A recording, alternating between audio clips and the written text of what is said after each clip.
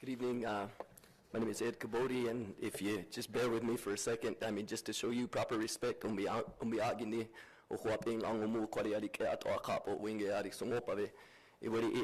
from the Hopi village of Songopave, the Tewa village of Kapo Winge, and I want to just, with respect, speak to you and just thank you, that we have this this opportunity tonight. I want to echo what has been said just about the participation of, the public in the discussion of how contracts are made. I come from communities, where much of my life I grew up without running water and oftentimes without electricity. And the community in Hopi that I come from has suffered a lot of depletion from our aquifers, and of course, our resources are used, to provide water and electricity, outside of our reservation, and we experience a lot of issues from it. Like I said, depletion of springs and other resources, pollution that we experience.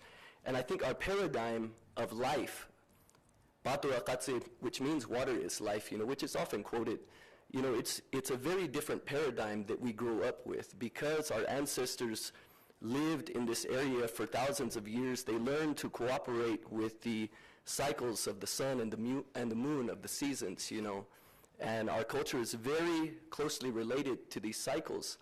The paradigm of life that we come from teaches us that one particular proverb says that, with one drop of water, the whole universe is renewed. And so to us, it feels so unconscionable when water is used, for instance, at fresh water, for instance, at the, at the Do downtown. I mean, that's not really what I'm here to speak on. I want to echo again what is said about, Policy C7, in the principles of sound water management, because I do strongly feel that it's important that we hear the consciousness of not only the council but the public as well.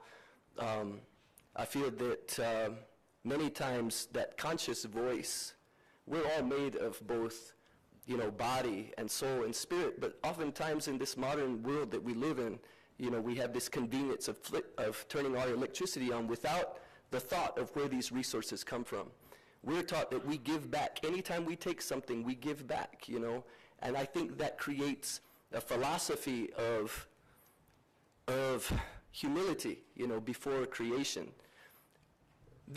What I'm saying is just, I feel that it's very important that that conscious voice is also part of the decision-making process, and I want to thank you for your time. Great, thank you. Adam Shimoni?